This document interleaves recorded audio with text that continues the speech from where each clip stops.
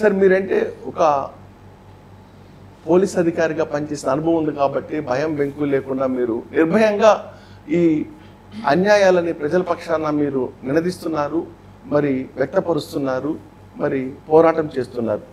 ఈ రోజున ప్రభుత్వాన్ని విమర్శించాలి అన్న, వ్యతిరేకించాలన్న ఒక గట్ ఉన్నటువంటి, అంటే ధైర్యం ఉన్నటువంటి పౌరుడు, ఎందుకంటే విద్యా వ్యవస్థల్లో ఈ పార్టీలకి సంబంధించినటువంటి పోరాటకు సంబంధించి మా చిన్నతనంలో స్టూడెంట్ ఫెడరేషన్కి సంబంధించి ఎస్ఎఫ్ఐ పేరుతో, పీడిఎస్యు పేరుతో, ఏఎస్ఎఫ్ పేరుతో, ఇంకా జాతీయ పార్టీలకి సంబంధించినటువంటి ఓకేనా NSUI national students Congress union ఉండేది, తర్వాత టీడీపీకి సంబంధించి ఉండేది, ఎన్నో పోరాటాలకి సంబంధించినటువంటి యూనియన్లు ఉండేవి. ఇవి ఈ రోజున కార్పొరేట్ ప్రపంచంలో లేవు కదా.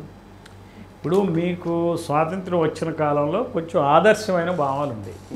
అప్పుడు చీఫ్ మినిస్టర్స్ కూడా వాళ్ళ వ్యవహార శైలి ఎలా ఉండేదంటే వాళ్ళ వరకు తప్పుడు పని చేయమని చెప్పేవాళ్ళు కాదు.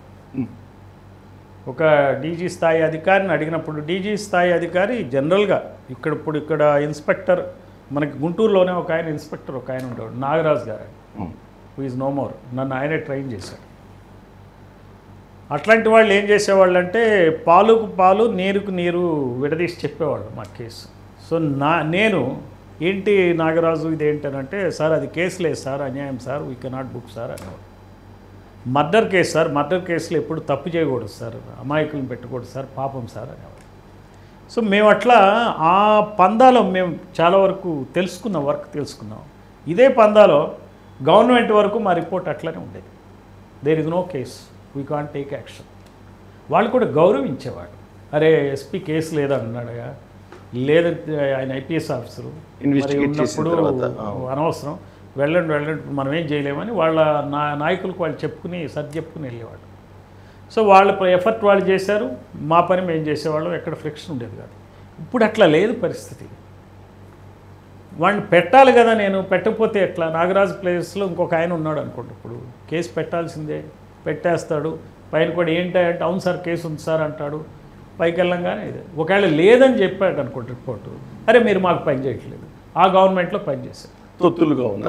మాకు ఒక సీనియర్ ఆఫీసర్ అన్నాడు నాతో, అదేంటండి ఆ గవర్నమెంట్లో ఎవరిని పడితే వాళ్ళ ఎస్ఐని ఇచ్చారు, మీరు ఇప్పుడు ఇవ్వకపోతే ఎట్లా అంటే, నేను అన్నా నా గవర్నమెంట్లో ఏం చేశారో నాకు తెలియదు కానీ మా వరకు అయితే ఐ కెనాట్ కన్సిడర్ అని చెప్పాను. సో ఇప్పుడు ఆ పరిస్థితి సీనియర్ అధికారులకు లేదు. సీనియర్ అధికారులు కూడా చెప్పినవాడు అక్కడ ఉండే పరిస్థితి లేదు. సో అందువల్ల ఏంటంటే రాజకీయ వ్యవస్థ పూర్తిగా పక్షపాతంగా తయారైంది, ప్రిజుడిస్డ్గా ఉంది. జుడిషియస్గా ఉండాలి, న్యాయబద్ధంగా ఉండాలి. ప్రిజుడిస్డ్గా అంటే ఏంటి, ముందే వాళ్ళు నిర్ణయించుకుంటున్నారు ఇది ఎలా చేయాలని. సో అందువల్ల ఏంటంటే మీకు అధికారుల యొక్క పాత్ర నామమాత్రమైంది. ఈ రోజున మనం అధికారులను బ్లేమ్ చేయలేము. యథారాజా తథా ప్రజ. సో ఇక్కడ లోపం పైన లోపం ఉందన్నమాట, కింద లోపం కాదు.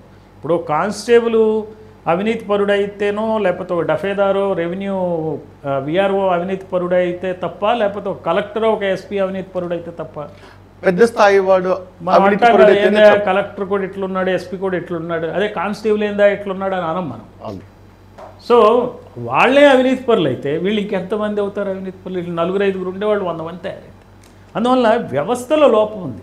వీళ్ళు ఎప్పుడైతే వేల కోట్ల రూపాయలు వెదజల్లి ఓట్లను కొనుక్కుని అక్రమ మార్గాల్లో మరి రకరకాలైనటువంటి ఎమోషన్స్తో ప్లే చేసి అబద్ధాలు చెప్పి మీడియాను వాడి, సోషల్ మీడియాను వాడి ఎలా అనైతికంగా గెలుస్తున్నారో వీళ్ళ పాలన కూడా అదే మాదిరిగా తయారైంది.